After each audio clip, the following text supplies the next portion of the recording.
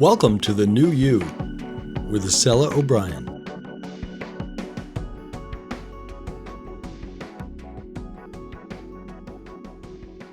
Welcome to the New You podcast. Today I have the honor of having my friend, my dancing queen friend, Christy Lavoie. And Christy and I met back in 2020, and we met through a mutual friend, Annie Treat. And I think that was the first time, I think we were at a party, right, Christy?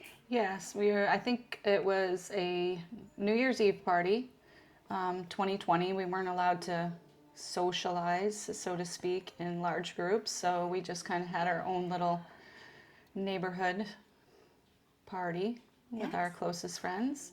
And prior to that, I would do my 2020 walks with Annie, and she would always mention, you need to meet my friend Isela O'Brien, that you guys would really get along, and she has these great parties down at her camp, and we just really need to hang out with her. And I finally met Isela. Yes, and we became friends really quickly. And I remember Annie telling me about you, because you live across the street from Annie, and she would say the same thing. Oh, you need to meet my friend Christy. She's so much fun, blah, blah, blah. But we never did. No, we didn't. And I think part of that brings us to a story that you will now share. Yeah. And so Christy and I have been friends since 2020, and we've become very close, and I've got to know a lot about her. But there's stuff that I still don't know that happened prior to me meeting you. Yeah, so you met me in end of 2020, but in the beginning of 2021, I was getting ready to have reconstructive surgery. That's right. For breast cancer. So that's part of your story. part of my journey, but not the beginning of a journey. Exactly. So I thought what would be the best is for Christy to come on the New You podcast and share her story, because her story is incredible. It's inspiring. It's emotional.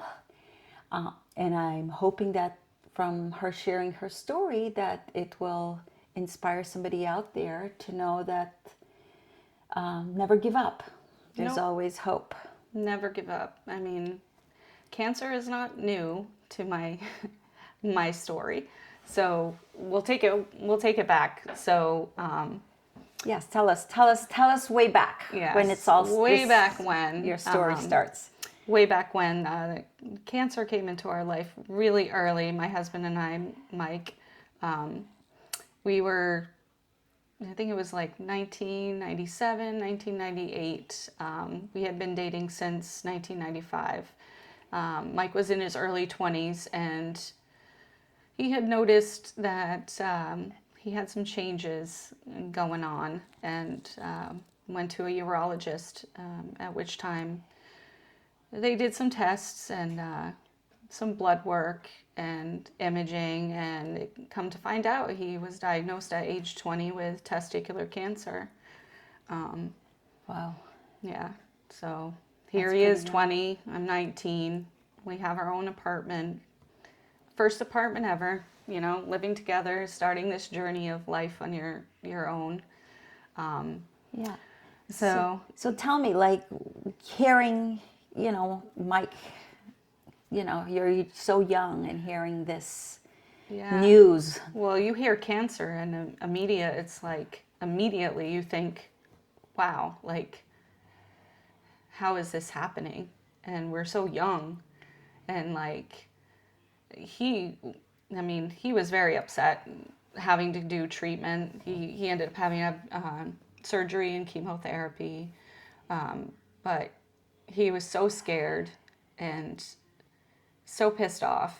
But he was sitting in treatments with breast cancer patients. And he thought to himself, like, my cancer is 90-something% curable, and I'm sitting with these women that could possibly die. Wow. Yeah. Exactly. So he goes through treatment. So he goes through treatment. Not sure how we're going to pay for our apartment. He worked partially for the Handies to get discounted rent payment, but here he is having to do these treatments, not able to work. So I work for the hospital, and so I just decided to take out a personal loan, a small personal loan to pay for some rent and just make payments. Wow. So Yeah. how long did he do his treatment for? Like what's the time period? He had to do treatments. I think it was 3 different rounds of treatment. So over a 3-month period. Yeah, he got through the treatments. It's high 90% that it's never going to come back. They told us, if you want to start a family, at least wait a year. But we didn't necessarily do that. So what did you do? Well, you continue to Live life. And at the end of that year, I found out I was pregnant, and his dad was not happy about that, but it turns out that it wasn't meant to be, because I ended up having a miscarriage. Oh, wow. At the end of that year. So what year was that? I would say that was 1999. Okay. At the end of 1999. And so then things are moving along. Yep, things are moving along, and in the year 2000, I did get pregnant. Pretty much a year after his whole cancer stuff was finished. Yep, so got pregnant in 2000. 2000. Okay.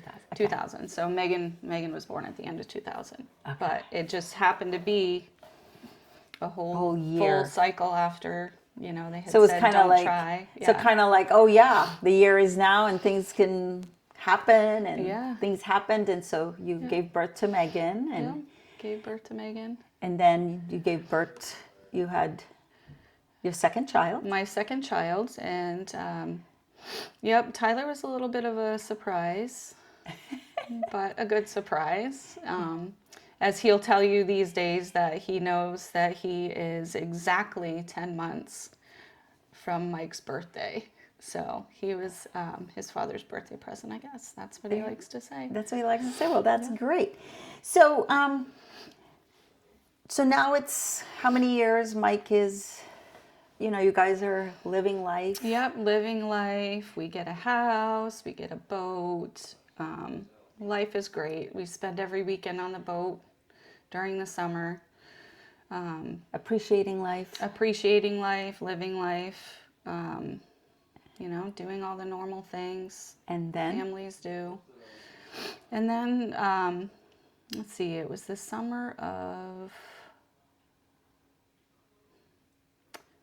I think 2009. Yeah, the summer of 2009. Mike was doing this big project. So there was this island out in Grand Isle that our friend Liz, her father would do some construction for this family that owned a house on this island called Kellogg Island. Well, they needed help with the water system and a generator and some type of pump that would pump, I think, the water up to the house. I may be getting it wrong, but it was something that they needed Mike's help with.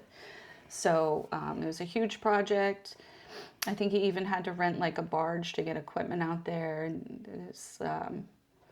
But during that project, he came down with some pretty bad back pain. Some pretty bad back pain. So he had seen his doctor. They wanted to send him to a chiropractor. He didn't quite get there.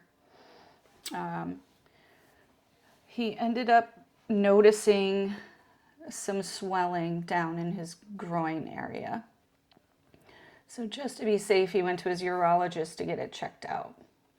So while we're at the urologist, the urologist says, well, to be fair, like, we should run some blood work.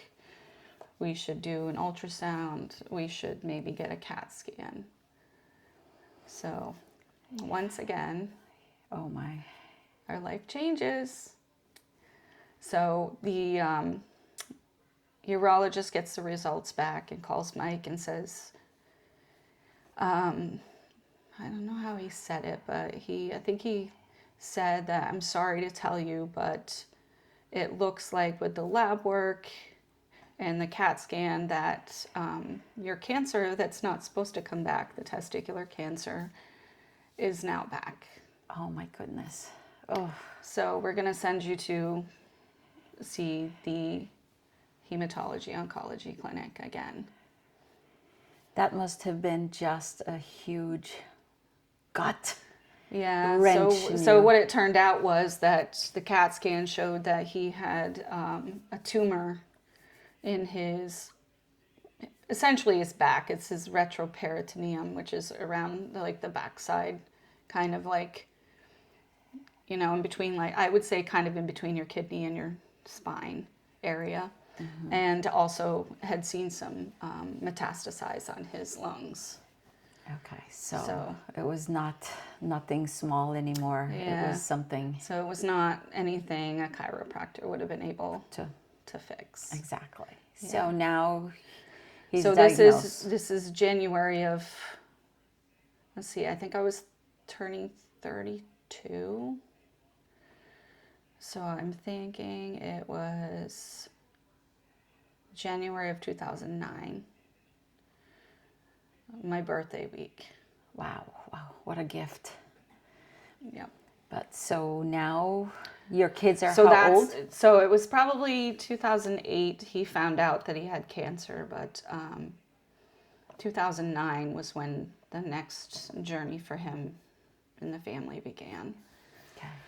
But so during that whole birthday week, I did receive flowers every single day, amongst getting devastating news. Oh, Yeah. what a sweetheart. Yeah. Yes. Yeah. And so Megan was how old at this time? Let's see, 2009.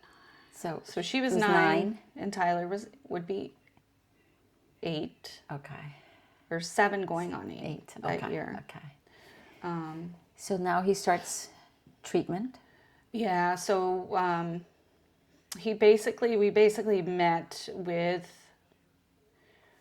the oncologist who basically said that this cancer coming back so late, there is not a treatment plan that really works to get rid of it.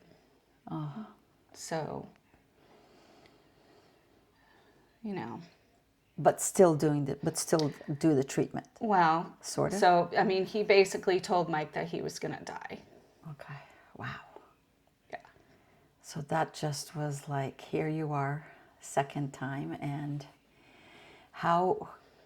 He did say if it had come back within a year or two, that there's like treatment regimen that can work, but basically it was just going to be trial treatment. So not to ask, but yes, did they give a time frame of how? I don't remember them giving a time frame. I mean, they didn't give us like a death time frame, but they definitely said like, we're gonna try what we can. Exactly. Okay. So So that must have been It was- just hard for you, the kids. yeah, how like do you? we told the kids, so we brought them to IHOP because it was new to them all. So we decided we would bring the kids to IHOP, and that is when we told the kids that he had cancer. We did not say that he was going to die. Okay. Well, yeah, that's not something you. We said that he has cancer and he's going to do, I think we told him he was going to do treatments.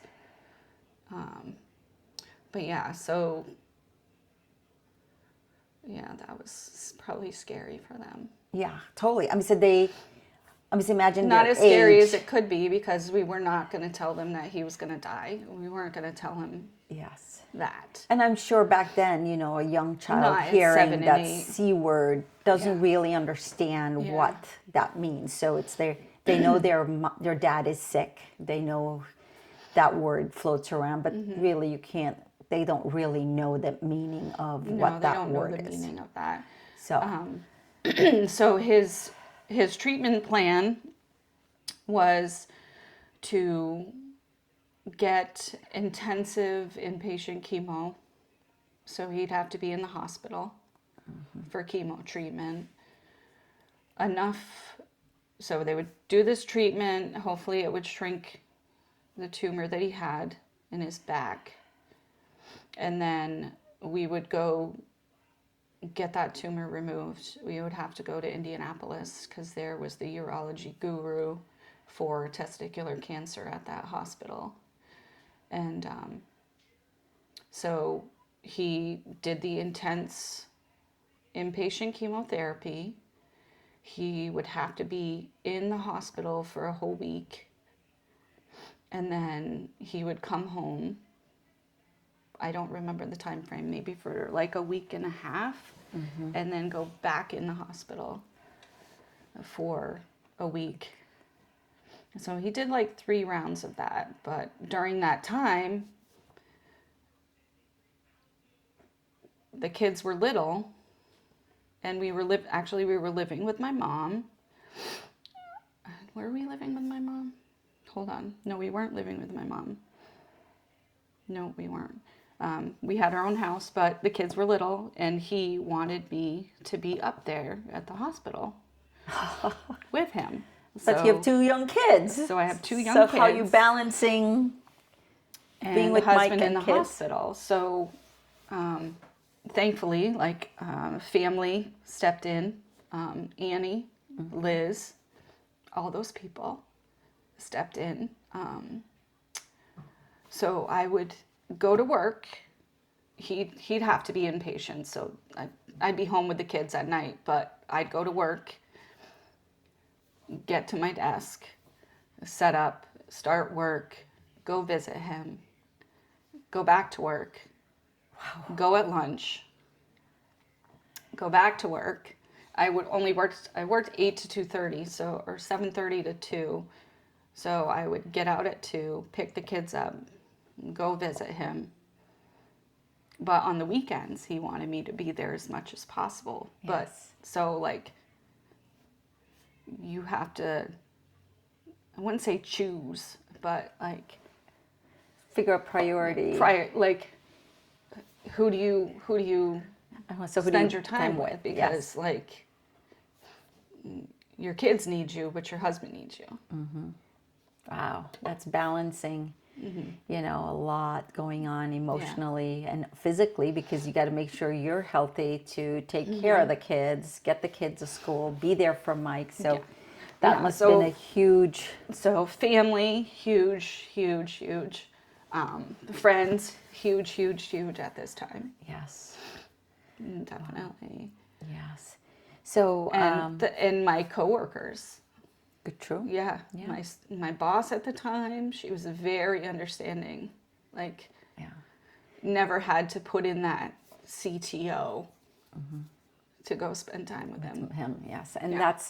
that's the part of that support system that, you know, people going through a situation like this, you know, go through, and that's when, you know, you need your friends, you need your family, you need everything possible to get you through this. So so now you're going through this, and So then he got through the treatment. Next step was going to Indianapolis for this major surgery to remove this tumor. He did not want to know anything about the surgery prior to. He did not want to know what they were going to do to him. He just wanted to go and get it taken out. So we have to set up going there, which means talking to my health insurance, making sure it's covered, yes, travel, making sure that's covered, like reimbursed. I was able to get reimbursed. They were able to cover everything with his treatment, everything with his surgery. planning a trip with his dad and his wife to head to Indianapolis. We get to Indianapolis, meet with the doctor. He tells him what he's going to do, which is basically open him all the way up, all in the front of his abdomen, take everything out, take the tumor out. It was a super long surgery. I don't even know. It had to have been over 10 hours, 10, 12 hours of surgery. Wow. And so they actually got the tumor out. The tumor was attached to part of his aorta, so they had to put some synthetic material in and put everything back in and sew him up. But that was a pretty intense surgery because he didn't know until like the day before surgery that what they was were happening. going to be cutting him right from like bottom of your rib cage around your belly button all the way down and taking all your intestines and everything out. Yeah. So just to get to that tumor. So he gets the surgery. Do you guys gets the head back surgery. home? I think he had to be there 3 or 4 days at the hospital, and then we were to fly back home. And then when he gets back here, he gets more treatment. Gets back here. He we say back here, we mean back in Vermont. gets back to Vermont, recovers from surgery, and then we decide to look into some alternative medicines. The crazy stuff, all the way from like silver injections to like coffee enemas to like, do we need to go to another country, like clinical trials. So we look into a clinical trial, end up going to New York City to Sloan Kettering to check out a clinical trial. So road trip with his dad and his wife. We go to New York City, meet with the doctors, talk about the clinical trial, ride around Central Park in a carriage, you know. Just one of those things you got to do when you're in New York City. Yeah. Eat at Mickey Mantle's restaurant, which was like a big deal because like Mike and his dad are Red Sox fans, so like eating at Mickey Mantle's restaurant was pretty cool. Pretty cool for me as a Yankees fan, but I mean it was his father's decision, so that was pretty cool. So decide to go ahead with the clinical trial. So the first trip that we went down, it was just him and I for the clinical trial. Basically drove, I think we ended up having to drive down because a snowstorm, I think, canceled our flight. So we ended up having to drive 6 hours to get to the appointment. And you know, he sits there for hours getting his treatment, and then we got to go back. So I mean, Yes. drive it. We might have flown the first time. It's kind of hard to remember because it was so long ago. I know we might have flown one time because I remember after his treatment taking a car, you know, like one of those like car service? yeah, like a car service car to get back to the airport. So I think maybe the first trial treatment we did that. And I just remember like the drugs hit him and he had to go to the bathroom so bad. So here I am in this like car and he's got to pull over in this like sketchy ass part of New York City to like go to the bathroom in a subway. Oh my gosh. It's like whatever medicine was going right through him. And here I am like sitting in this car with this like stranger who's like, he's going to take off with me in the car. Is he going to wait for Mike? Life in the Big Man. Apple. Yeah. So, yeah, I think it might have been the second time that we had to actually get in the car and drive and hope that we made it to the appointment in time. So how many treatments did he have in? I think he had 3 treatments because the third one, we decide we're going to bring the kids, and his brother came with us. So it was Mike, his brother Jason, the kids, and I. So he made it a So family. we find a hotel. So we find this Hilton Garden Inn off the highway outside of the city. So it happens to be right next to the what's the chopper guys? Like it's this motorcycle like reality show, something chopper, East Coast Choppers or something. Okay. So the hotel is next to this East Coast Choppers shop, which is really cool because we used to watch that reality show. So we know we're definitely going to check that out Yes. within the next day or two. So we drive into the city. We drop Mike off. Mike sits at Sloan Kettering getting his treatment. And his brother Jason and I take the kids all over the city. So we take them to the Statue of Liberty. We take them to Ellis Island.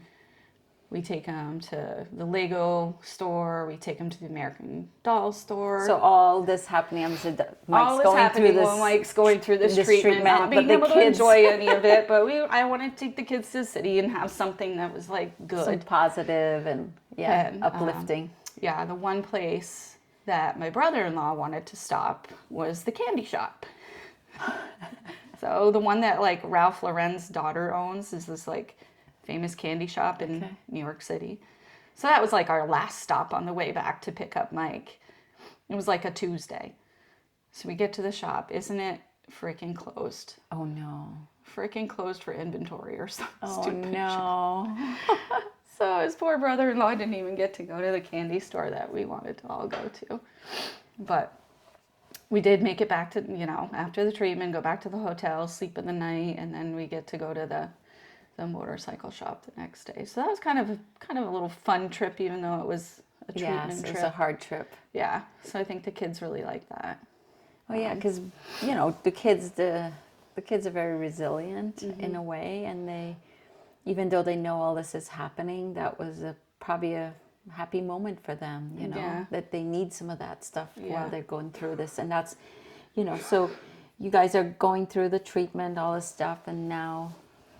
Yeah, so then we get back to Vermont, and I don't think the clinical trial was doing much. So we just oncology decides that we'll try some more outpatient chemo. So So how long is this now from the time he got diagnosed the second time to? Let's see. So.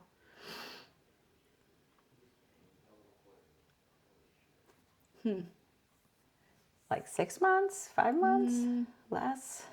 Yeah, we're probably. Maybe it was 2010. I don't know. I'm not sure about the years, but anyways. So also, he's doing some outpatient chemos, and we decide that we're gonna plan our wedding as well. Oh, that's right, because we weren't ever officially married. Uh-oh. No, that's okay. That's okay, yes.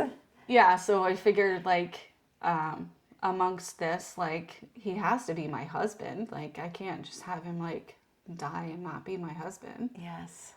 And so we decide to plan a wedding for the summer of 2010 because it will be 15 years that we've been together. Yes. And I want to do it on July 31st because my grandparents were married on July 31st and they were married for 50 plus years, and had a significant meaning. That was my goal. But life had other plans for us, so I figured I need to at least be married to this man. He's my husband, but not officially. So. Yes. Not on paper, not signatured, So we're having a good summer, though. We're having a good summer in between the treatments. He's feeling pretty good. So, I think he did some more outpatient chemo, and he was, feeling pretty good for a while. The tumor was gone in his back. I mean, he still always had the mets in his lungs. His hair was growing back curly, which he hated. Absolutely hated his hair being curly, but not much you can do when the chemo drugs give you curls. Take what you can at that point, right? So 2010, we got married. And I think after that, he still had to do some more chemo treatments. mostly outpatient. Yeah. And so was he able to go back to work at all? Oh yeah, no, he was working the whole time. I mean, don't get me wrong. In between the actual inpatient chemos, his brother had come up, and his brother was basically he was living with us to be able to help Mike out. So he moved from Florida without his wife and son. He moved here back to Vermont basically first, And be that to be able support to system. help Mike out. Because Mike owned his business at this, right? He was on his so own. maybe everything started in. Okay, so probably everything started in. I don't know if it was 2009 or 2010. Anyways, regardless, we got married the summer of 2010. And so he must have had to have some more treatments after that. And we thought they were working. We really did, because like the lab work was showing like a significant drop in tumor markers, and his oncologist was like, "This is great." Like, and then he called me one day, and his oncologist, it must be Mike was working or something, but he called me and he told me that something had happened with the labs. He thought the tumor markers were coming way down, but in fact they were not. So I don't know if it was a lab screw up Prior, yeah. or not, but he said that we needed to plan for end of life. Wow. Yeah. Oh my God. What a call. Yeah. I don't know if I was mowing the lawn, or I know I was definitely in the backyard. And I was like, wow, that sucks. Yes. So Yeah. then how long after that? So he still had to do some treatments, and he eventually had to, because of the mets on his lungs, he had to have like an oxygen like box with him all the time. But he's incredible, because he still worked through like everything. He was He not still giving worked. up, yes. No, he wasn't giving up. As much as like the treatments made him sick and changed the taste of everything in his mouth, he still ran his business, and with the help of his brother. Yes. Yeah. And how are the kids now? Like the kids during that time, like I'm sure it was very difficult for them. Like I know for my son, it was very difficult to see his dad look sick. You know? Yeah. Which made him feel sick. But like Mike didn't realize that some of Tyler's behavior was because of how Of dealing with what Yeah. was happening Yeah. with his He- dad. Yeah. Yes. So that was hard, Exactly. because like Mike would be frustrated with certain things, but he didn't know like that's what they were going through. Yeah, exactly. So they were dealing with it their own way, Yeah. in a way, and you know, stuff like that. So Yeah. So eventually, his mom came. She came the summer of 2011 and stayed with us. So she was with Mike while I was working. You know, towards the end. exactly. Yep. So, wow. So And then my brother-in-law and his wife and their son ended up just moving to Vermont, so that they could be here full time, and you know, also be a part of the support system as wow, well. that's amazing to have that family being there for you, because sometimes it's even harder for family to accept this is happening. So I'm so thankful that you had them to help you through this hard all of my time. family, my sisters, my mom, Yes. my father-in-law and his wife, Yeah. All your friends, my everybody. best friends, Exactly. Everyone was so good in helping to get through Yes. everything. So obviously we know Mike passed. Yep, Mike passed. His mom stayed with us for a couple weeks. He died on July 27th, and he was in the respite home. He went there on a Wednesday.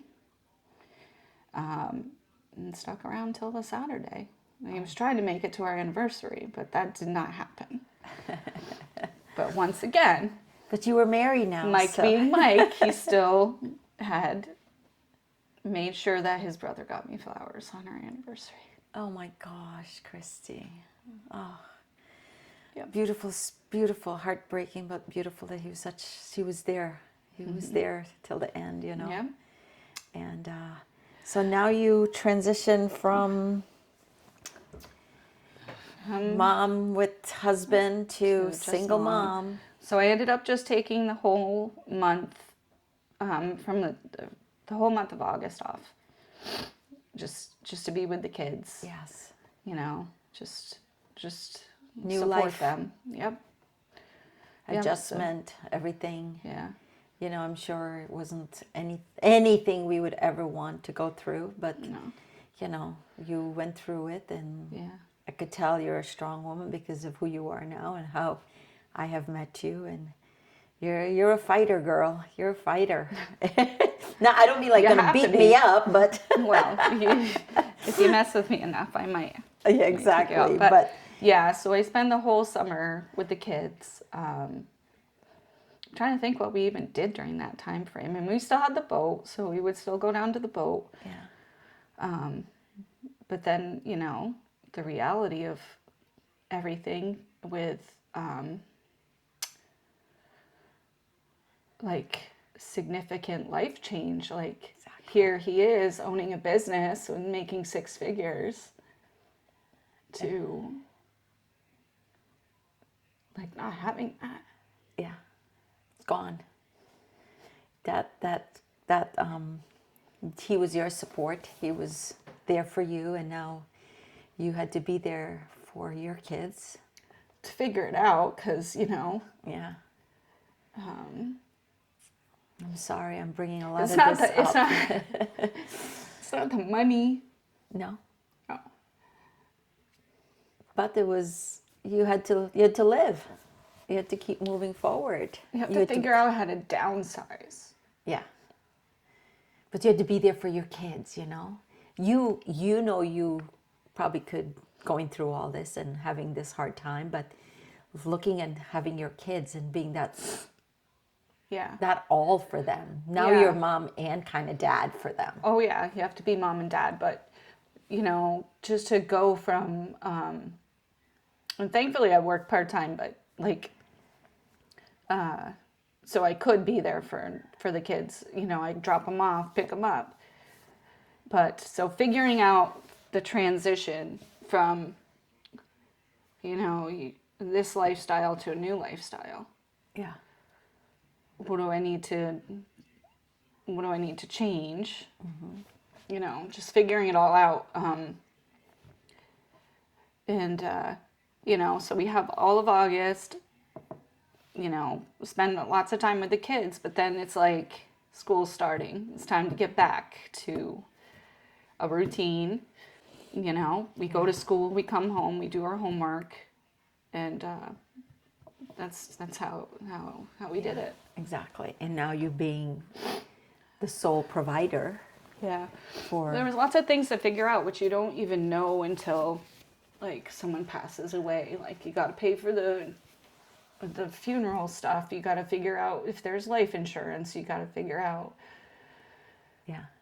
like just how to pay, you know, not that I didn't pay the bills, but like Now it's all on you, right? Now it's all on you, and like Not that I'm saying Mike did everything, but he probably was, you know, in charge of a majority of it, and now you are taking everything on. Yeah, just taking everything on, figuring out now, like, you know, he didn't have a significant life insurance policy because certain factors happened. Like, Yes. he wasn't able to get life insurance when I first was able to put him on my health insurance because he had the cancer diagnosis when he was 20. Then he has his own business and he was able to get life insurance through his business, but somehow missed a payment and the policy lapsed. And at the time of realizing that, guess what? He had cancer again, so he couldn't get life insurance. Yeah.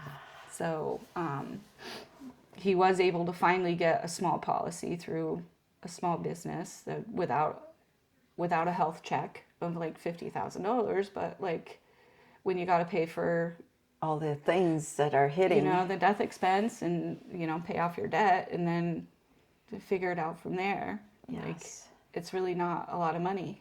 Yes. So, And I'm not considered a widow in the state of Vermont, so I don't get like survivor Social Security widow benefits. The kids were able to get survivor benefits until they were 18, so we were able to use that to help pay for household stuff.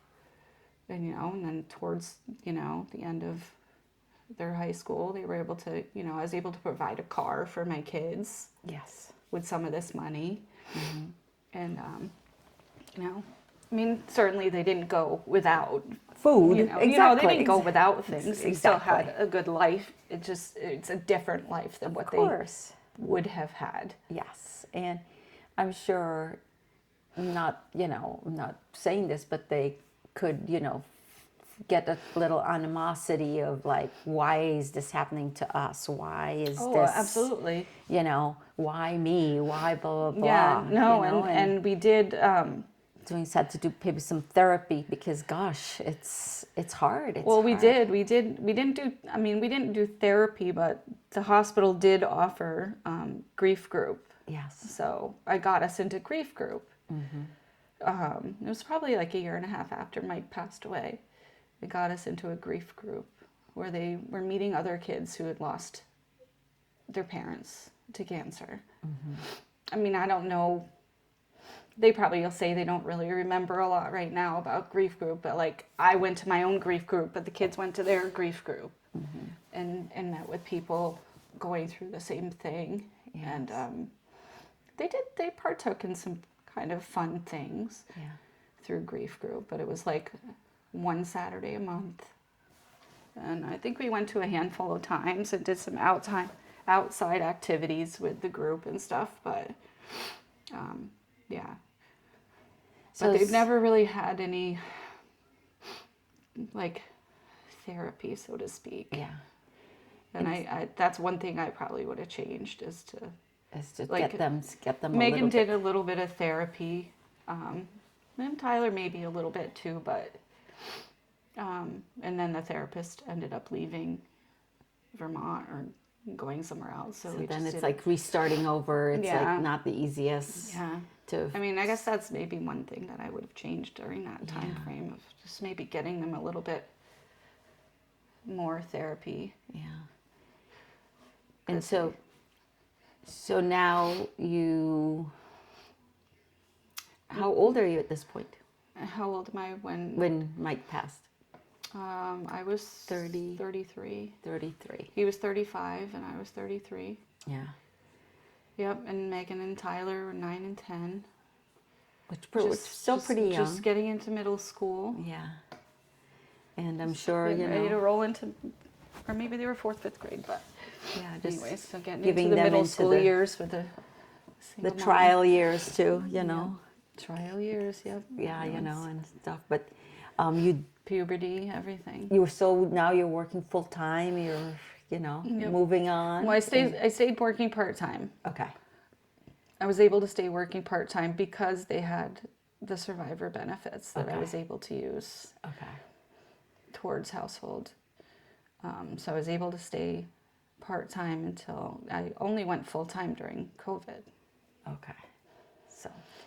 So now you move on. You're going along, Live life. living single. We end up parent. having, the downsizing, having to downsize the car. No more big Tahoe. Yeah. No more boat. So thankfully, my brother-in-law was able to help out with that. He took over the boat. Yeah. So living more condensed A life. condensed life.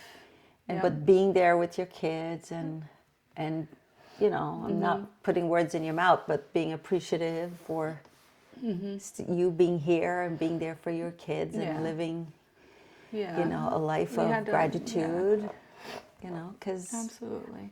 all said and done, it's Well, that was a change too, because we have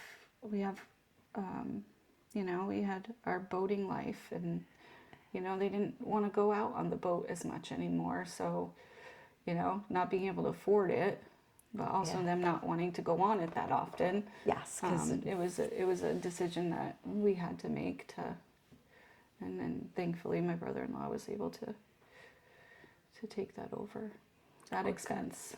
oh, good. So, Yeah. so this brings me. We could do this and say this is part one. Yeah, of definitely is Christy. a part part one of one, my part journey. two, part one, first part, then So part many two, parts. and then you know. So here you are living life. Starting to live, you know, starting to become the single woman. Exactly. So, and you know, start dating, try that out. My kids were not happy with me starting to date at all, because now, you know, they had me to themselves finally, like, you know, and now, you know, they're gonna have to share me, I guess. Exactly. But Mike wouldn't want. You know, he No, would definitely he want wouldn't you to me. continue on to live. So I think that stage for the kids with the middle school, and then like me starting to date.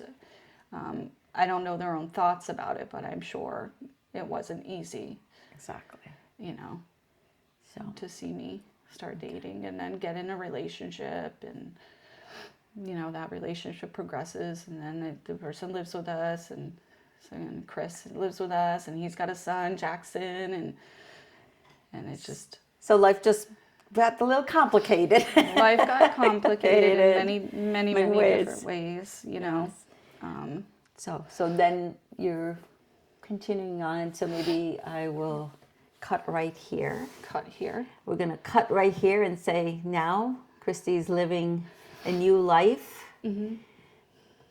Moving on, doing her thing. Yep, doing my thing. And then we're going to talk about part 3. 3, Yes. not part 2.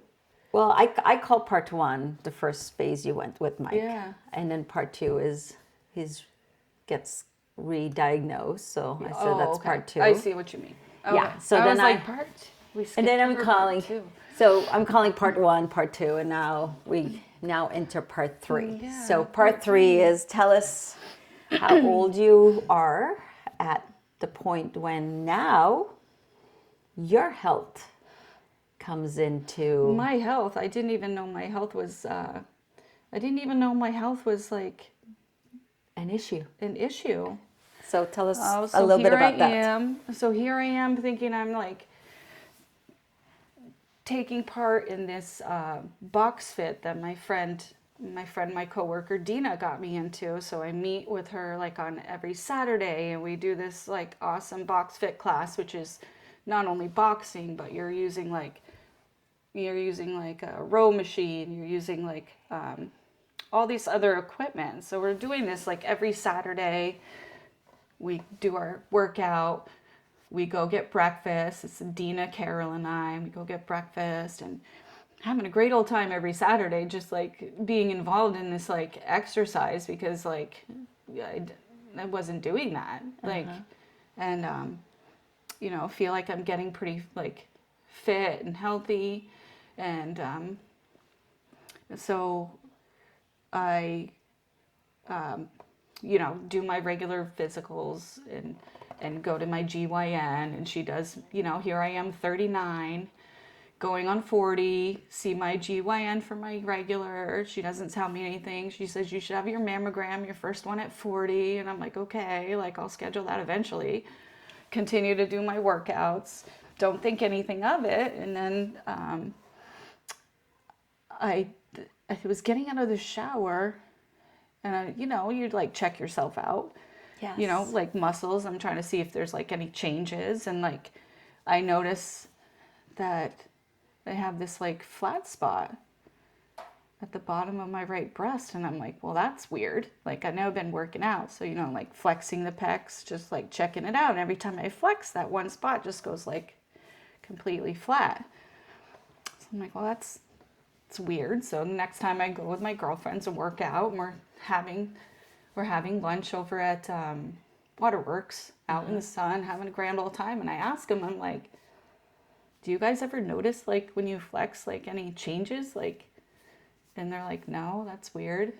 So I was like, oh, well, whatever. I was like, I'll just ask next time I go for my, yearly GYN, so this is like probably end of August, September, that we're hanging out and just chit-chatting. And so I was like, didn't think anything of it. May have looked a few things up or whatever, but didn't really think about it too much.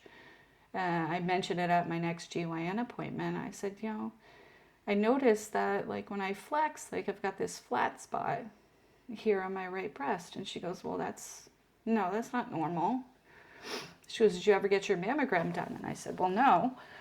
I just didn't schedule it. And she goes, well, we're definitely going to have you get a mammogram done. And we're definitely going to have an ultrasound, a diagnostic ultrasound done. And I was like, okay. Like, you think, Okay. if you're going to feel breast cancer, they tell you it's like this significant, like, bump that you're going to feel. And I never felt any significant bump. My breasts are dense and, Yes. large. And I just didn't, I feel like you were supposed to feel like something really significant if you thought you might have, like, breast cancer. So I was like, oh, okay, great. I got to go get a mammogram and an ultrasound. And of course, look it up on Google, and yep, if there's Google like, MD. yep, Google MD, if your breast does this and it looks like this, then you probably have breast cancer. So immediately, like, even before going into that, I was like, So that must have hit you emotionally. I was like, I know I have breast cancer. Like, I know I'm going to have breast cancer. I'm looking this up. It's telling me when your skin goes flat and it has a certain texture, like, you probably have breast cancer.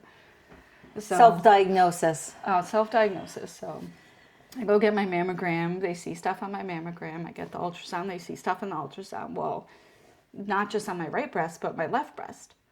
So both. So both breasts.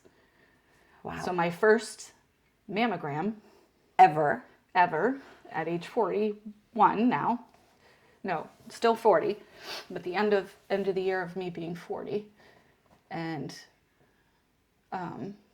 yeah, it's diagnosed diagnosed cancer. Now we're going to do biopsies. So I had biopsies in both breasts, biopsy on my lymph nodes, and was diagnosed with, breast cancer in both breasts. Trying to think, is it, I'm trying to think of what type it is. Ductal breast cancer. So. Wow, So now Christy. we got to come up with a plan. So here. So, like, part of me was like, fuck. Like, of course I have breast cancer. Like, what the hell? Yeah. I had said, like, years ago, I mean, I'm talking like a long time ago when I worked at UHC, and one of my coworkers had breast cancer, and she had treatments and stuff, and I thought, gosh, after, Mike having cancer the first time, I thought, God, out of, like, me and my sisters, if, like, one of us got it, like, I think if it was me, like, I could handle it, though. Like, for some reason, I thought this, like, so long ago. Well, not for anything, but you've been through it with Mike, so you're like, okay, I can handle this. I've been so through then some when of this. when I was diagnosed, I was like, I'd seen everything that he'd gone through as the patient. So my expectations of, like, how I might feel, what I might be going through, like, what the drugs are, what there is for, like, help so that you don't feel as ill. Like, I can do this. Like, I've seen it as a caregiver side of what he went through. So I'm like, I can do this. Like, Exactly. I've seen him do it. I can do this. Like, not comparing it, but I was like, this is not gonna get me. I'm gonna take care of it. I also had another coworker, when I first moved to the new building at the hospital, I had a coworker, Susan. And so this was probably 2005. I met Susan, a brand new coworker to me. She worked for the pulmonary office. She had breast cancer, and she had it twice. So she had it the first time, and then I think I don't know if she had mastectomies or whatever, and she had it come back like a year and a half later. And she also did this procedure, which was called a tram flap, which is you take your stomach muscle and fat and rebuild your boobs. So I thought, well, that's pretty cool. So knowing that my friend Susan also years prior had breast cancer and done this procedure, I thought, oh God, like now I've got breast cancer. Like they're telling me we're going to do surgery and we're going to do chemo, but we don't know which order we're going to do it. So immediately I'm like, I'm just going to get my breast taken off. Yes. And I'm going to do a procedure like my friend Susan did. Well, I didn't know technology has changed and that you didn't have to use your stomach muscle. You could just use your stomach fat, and it's called a deep flap. So, of course, after I'm diagnosed, I've got to meet with oncology, but I've also got to meet with plastic surgery. So we don't know which one we're doing first. If we're going to do breast surgery or chemotherapy. So I meet with oncology, and they're saying that we should do chemotherapy first because I have the breast cancer and it traveled in my lymph nodes. So they wanted to we need to hit it with chemotherapy first and then do surgery. So we've got that plan. So then I meet with the breast surgeon, and I'm super, like, I'm not nervous, I'm not scared, because I know, like, what I want to do is, like, just take them off. Yes. They did their job. Mm-hmm. When I had kids, they did their job, and talk about how to rebuild. So she says the procedure that they could do is the deep flap, where they use your stomach fat. And I'm like, well, shit, I have enough stomach fat to make new boobs. So, like, that's exactly what I want to do. Mm-hmm. Like, I don't want to put foreign body into my body. Yes. You know, if you can use your own body, that's, like, the best thing. So I knew that's what I wanted to do. And so we let's see. So we decided to do that. So how old are the kids at this point? So the kids at this point, so this was in... Because you're 41. So I was 40, so 7 years ago. Okay. 7 years ago is... Oh, 7 years ago. Wait. So right now... 7 years ago from now. So we're in 2025, so it's like... So 2018 I was diagnosed. 2019 is when I did all my surgery, all my cancer stuff. So my treatment started in January of 2019.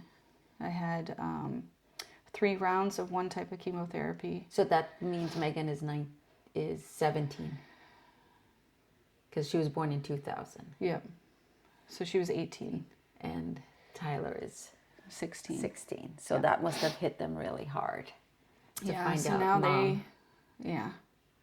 So they knew that I was going to get like a mammogram, and they knew, and I trying to think if I called Megan. I don't remember who I called first. It might have been Megan, because she would have been 2018. I don't know. Anyways, I don't remember who I told first that it was breast cancer. I feel like it was Megan for some reason. But it must have been devastating. Or my mom. I don't know. Yeah. And here you are again. Now you're a caregiver. Yeah. And now you're the actual person going through it. Yeah. So again, you have a support staff hopefully come into work for you. Absolutely. And Absolutely. here you are again, going through emotions, Yeah. physical, body. Yep. Again, I had a different supervisor. Did I have a different? Yeah, I had a different supervisor, super supportive. That's Coworkers, super supportive. Best friends, super supportive. Family, super supportive. God, thank super God. supportive. Thank God. Yep. So actually, I did work through my chemotherapy.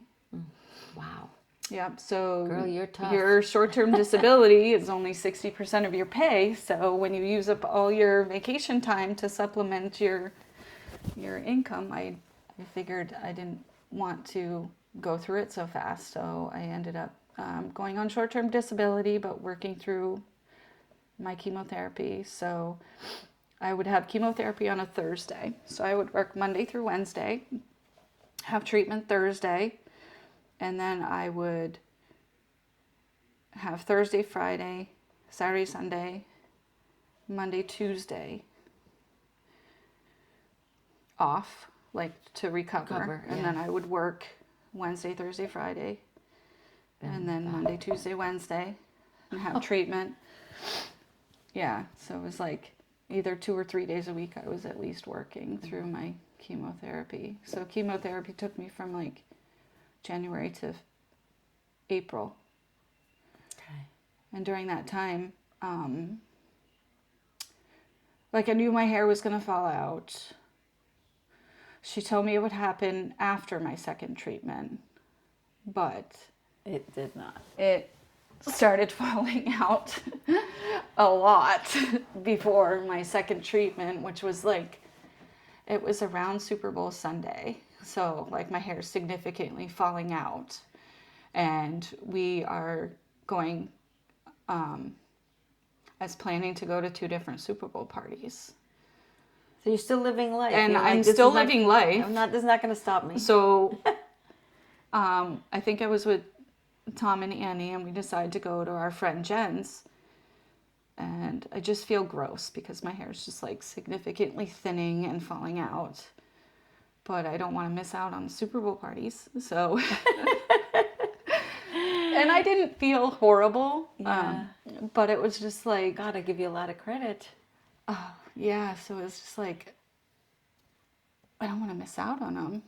And then another time, I had just finished treatments, and Megan had this huge volleyball tournament going on in Boston at the convention center. It was like huge. But after chemotherapy, they give me this little thing that I have to wear on my arm, which gives me medicine to help boost up my white blood cells. So I can go to like this big function knowing that I'm boosting up my white blood cells, so I'm not susceptible to like getting sick, getting infection and stuff like that. It was huge convention center volleyball tournament. There's hundreds of courts set up in the convention center. It's just ridiculous and amazing. So you went? It was like I was exhausted. But you showed up for your daughter. But I couldn't miss that. It was amazing. And then shortly, the Super Bowl parties, got through those. And then the next week, I was like, I gotta shave my head. Yeah. So you did. So I did. I actually asked Annie Treat, our lovely friend, Yes. to shave my head. And she cried the whole time. Yes. I didn't cry, but I probably had tears in my eyes because she was crying while she was shaving my head. But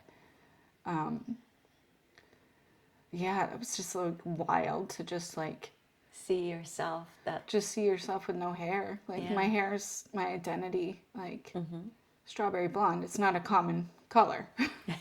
So it's just so weird. But I'll tell you that first shower I took when I got home was like the most exhilarating, amazing shower ever, because you could feel every water drop hit the top of your head. It was just wild. You never, It was really, yeah. I could imagine there's Yeah. nothing there. yeah, it was wild. But yeah, that was a tough part. So then you go through did the chemo, then you get the Yep, surgery. do the chemo. That was the toughest part for me, was like not having my hair, and like then you have I had decided to do, like, after chemo I was going to have my double mastectomy, but at that time, like, they do the double mastectomy, but they put these like space holders in. So it's like spacers to hold your skin so that when you do have your other surgery, like, there's skin there. So it's basically, it's like an implant, but it's much harder than an implant. Okay. So I have my double mastectomy. I have my spacers put in. Everything goes great with that. I have to have radiation. So my surgery, amazing. Like, double mastectomy, I wake up the next day and they're like, within less than 24 hours, they're wanting me to go home. And I'm like, but I've got like people coming at lunch that I work with to come see me. Like, you can't shove me out the door yet. And like, here I am thinking, like, what if my pain meds start not working? I'd be in like this significant pain. Yes. And like, it was weird. Like, they must have severed like all the nerves. I had like no Nothing. pain. Like, no pain. Like, I didn't really need pain meds. Just take Tylenol. But like, I had no nerves. So there was like Wow. no pain. It was just like numb. Just numb. Like, I really had no pain from that. So you crazy. end up going home? So I end up going home later in the day. Later in the day. But yeah, Yeah. it was like literally, I think I was in the hospital less than 24 hours to have a double mastectomy. Wow. Yeah. Crazy. And then how long after your surgery? So then every week or two, I've got to go to my plastic surgeon, and they fill up these spacers with saline. So I have to go, and they gradually fill it just to, so they're not stretching it and ripping your stitches and stuff. But so that goes great. They're all full, and then the next step is radiation. So in order to do radiation, they have to deflate, so to speak, my right spacer. It's like a balloon and they inflate it. So, like, lopsided.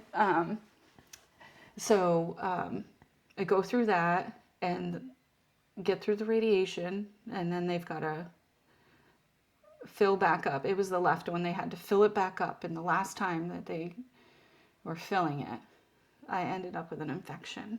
Oh my goodness. So the end of August, after my last radiation treatment, You have an infection. and I've got an infection caused by not really sure what. So now I've got to go in the hospital, and they've got to take out my left spacer to investigate What's the infection. And my plastic surgeon tells me, just so you know, like, I'm going to have to remove it, but if there's a bad infection, then we're not going to replace it with anything. We're just going to have to leave it flat. So thankfully she went in there. Wasn't really super bad infection, so they put a new spacer in. I had to be in the hospital with IV antibiotics. So I got out of the hospital at the end of September, and but like my white cell count was still like low. My white cell count was still low, so I want to like not necessarily go back to work, because like I don't want to get sick from someone at work. exactly?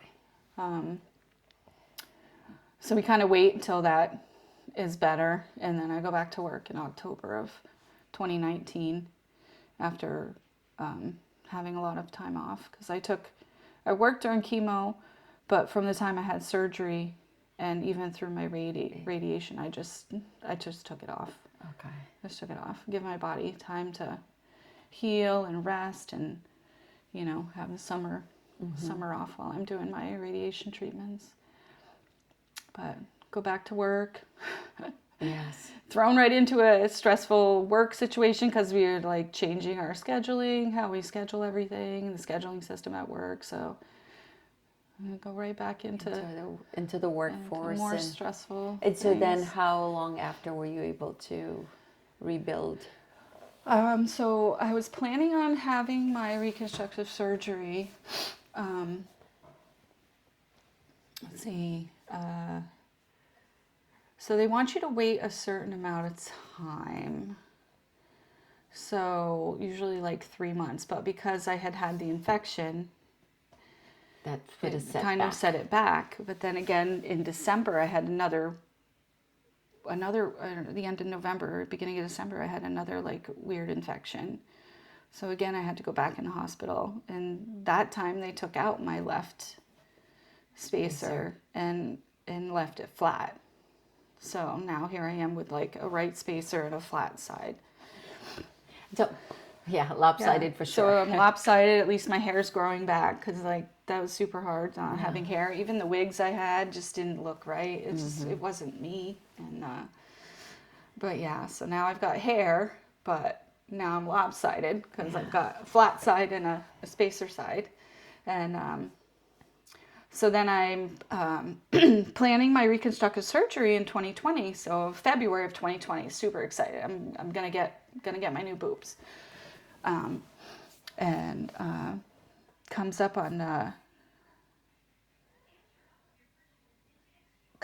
and my plastic surgeon decides she's going to leave UVM and she's going to move to Kansas City. Oh boy. So now she's got all these surgeries to cram in, and she wants to make sure she gets mine done before she leaves in May. So I've at least got an April or May date to get my surgery done before she leaves. And then we come upon the year 2020. Yeah. March. And COVID hits. March 2020. Yes. Yeah, and COVID hits and just cancels all elective surgeries. Wow. Yeah. So guess who's not getting her new boobies? That would be me. Yeah, so that was a big disappointment. It was a big disappointment. So here I am sitting still, left side flat, right side with a spacer, no plastic surgeon to consult, no surgery happening.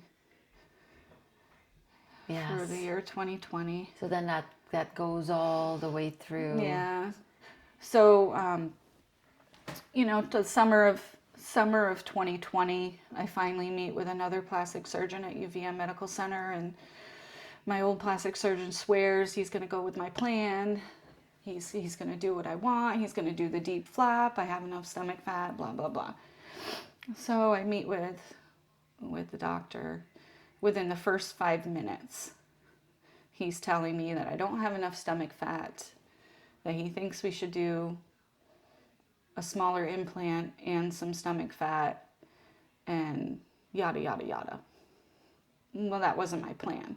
Exactly. So immediately in the first 5 minutes, I'm like, nope, you're not my doctor, and we're not going to do this.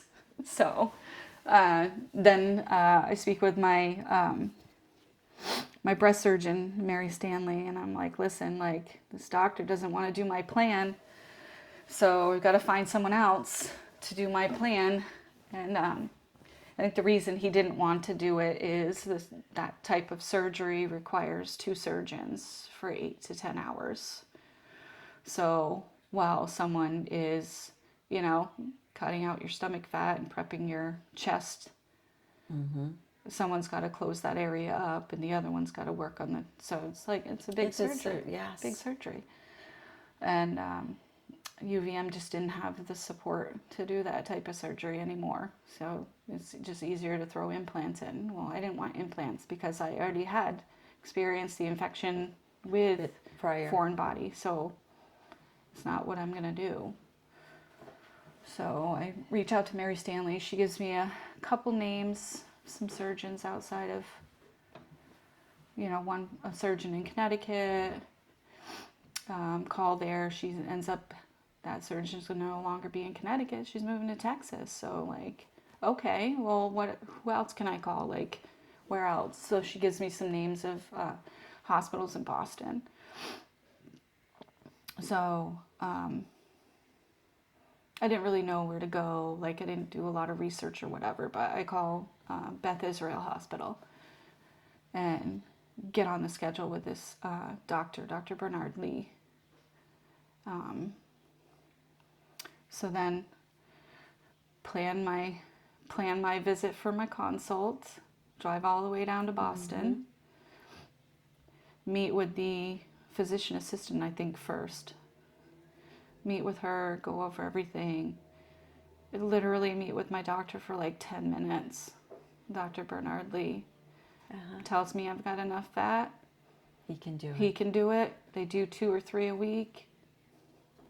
So, And bada you bing, felt bada boom. right there. You felt Oh, that yeah. connection. Oh and yeah, felt this great. is my guy. Yep. So so this is probably, let's see, this is either September or October of 2020 that I met with him, and he says, well, we can get you in December, like right before Christmas. And I'm like, well, of course I want to like do it, but I don't want to ruin Christmas. So I was like, what do you have after that?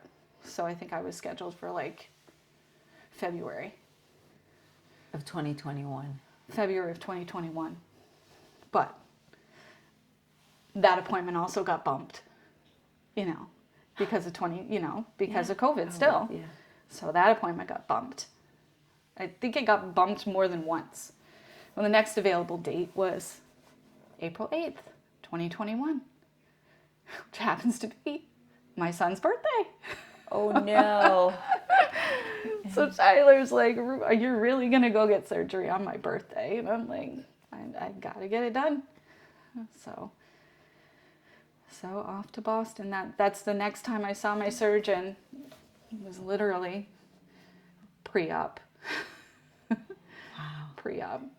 Yep. So I put my life in Dr. Bernard Lee's hands. Yes. To rebuild.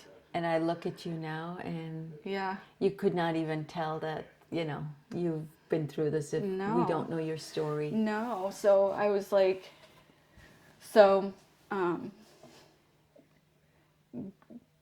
planning who's going to go with me. They can't stay and visit me in the hospital. Yes. They can only drop me off and pick me up. And that's it. So Christina. Oh, yes, I know Christina. Yep, Christina decides she wants to be the one to bring me, which is fine. I was very happy with that. So we make our little trip to Boston. We have my last dinner before surgery, and all's good. And she literally drops me off at the door, and I go in. I see her 3 days later. Oh my gosh. Yeah. So my surgery was about 10 hours. 10 hours with 2 surgeons. Wow. Yep. And so you had reconstructive. Yeah, it was only in the hospital 3 days. And then home. Yep. It was the worst pain I've ever had in my life, that one. Oof. Oh my God. I remember, so they take your stomach fat and then they transfer blood vessels. They have to cut out little pieces of your chest and transfer the blood vessels to some blood vessels in your chest. So that's why you have to stay in the hospital. You have to be monitored to make sure those blood vessels take. Wow. Yeah. So that's a major surgery, girl. it was major. I just remember the first time they told me to get out of bed, and it just felt like razor blades. Okay, so here's another personal Razor question. blades on my. Here's another personal question. You had an option of what size you wanted. Did you? Not really. Not really. Okay. Well, I mean, I had a significant fat roll. So what I got from my fat roll was pretty much what I had before I had my double mastectomy. Okay. So that's great that you were able to, do all this and living life. You know, this is your part 3 of your story here, girl. Yeah, part 3. So 3 days get discharged from the hospital with hip to hip scar, eyeball shaped scars on my chest from the surgery. I'm bandaged up, driving 3.5 hours back home. And then 6 to 8 weeks to recover. So ended up getting a lift recliner, just a used lift recliner, and that thing was parked in the living room. And Megan was my little caretaker. Wow. At home, she'd be setting her timer. Gotta take your meds. We'd stay up and watch. Now, you being TV show together, and she slept on the couch, and yeah. So now your daughter's your caregiver. Yeah, she's my little caregiver for that part. So that's a beautiful time to share. Not like Tyler wasn't either, but But I think, more that female thing. So now that I'm not going to say we would say cancer free, but you're clear right now. I am. I mean, to this day, I would say I'm cancer free. I don't have to worry about. I don't have to get a mammogram ever again. Yes. Because I have no breast tissue. So, and she told me that even if I had I just don't have to get a mammogram ever again. Exactly. So basically, you had one mammogram in your life. One and done. One and done. One and done. Those things hurt. So, just share from your perspective of, you going through this 3 phases, chapters, I call it, in your life of this traumatic diagnosis of cancer in your family, what do you feel the perspective has brought to you through this whole experience? Being so young and now living, Yeah, to me, I've seen that it's been an end all with Mike's second chapter. But for me, with my own chapter, it's not a death diagnosis, breast cancer anymore. So I was just I'm going to beat this. I'm going to stay positive. I'd be sitting in the chemo chair, pointing out my chemo bag and put my little Facebook post up. I asked for tequila and they gave me this. Yes. You got to find the humor in the bad stuff sometimes, Keep that positive. There's days I felt like shit and, but you just have to always stay positive and get through it. This wasn't going to knock me down. And this must have given your kids even more strength. Yeah. To deal with, and I'm not going to say overcome, but to help you, to be there for you, and and what they've been through with Mike and now you, and so I think it's probably shown them. It's definitely shown them my strength. Yes. And resilience. Yeah. And hopefully it's transpired to them to know that they do have strength and resilience to get. They've gone through what I've gone through. Yes. In a different way. Exactly. And they've gone through it twice, like I've gone through it twice. I went through it twice with Mike's first and second chapter. They've gone through it twice with their dads, Mike's and second chapter and my chapter. So, exactly. So what do you have to say to somebody out there that's just, have to say just got diagnosed or, Yeah, it can be scary. Especially if you've never had anybody in your life that's gone through anything like that. Of course it's scary. You don't know what to expect. But I just think the power of positivity is so strong. So strong. Yeah, your mind is... And having that support system. It's huge. I feel like I was supported everywhere. I was always supported at work. I've always had supervisors that were supportive. Even when I moved over to endocrinology in 2020, my boss, when I was doing my reconstructive and everything, so supportive. My new coworkers, so supportive. Family, always supportive. Friends, always supportive. I just remember, my core friend group, but then my extended friend group. Like, when I went to have my major surgery, like, they're all working on my yard and cleaning up my yard. And That's beautiful. yeah. Yes. Like, planting flowers, making sure I come home and it's like, my yard is like beautiful. Yeah. It was just like, I didn't know they were going to do that. And Yeah. they like all came together and like did that. Or like even like meal trains and like everything that was set up through that, like friends set up meal train and, everything, just so much support. Well, I think I met you when we met, and you had that trip to go down to do a checkup, and Annie and I went down with you, and that was the first of the trip going down to do a checkup. Yes, we had our follow-up Boston trip. It might have been that might have been my phase 2, because I had the major surgery, and then I had a phase 2 surgery where I had to have a little liposuction and fat grafting done. And follow up from that.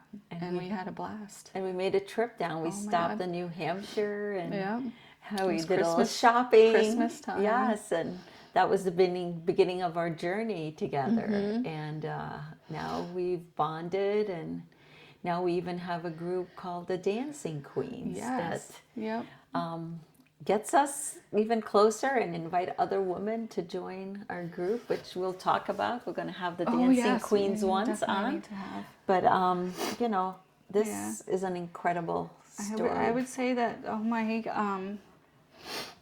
my family and all these friendships that I've made throughout the years, like earlier on, like a lot of Mike was the voice, I was the quiet one, so we gained a lot of friendships from him being so social, but and me being, I was not as, I wouldn't say I wasn't as social, but I was just quiet. Okay.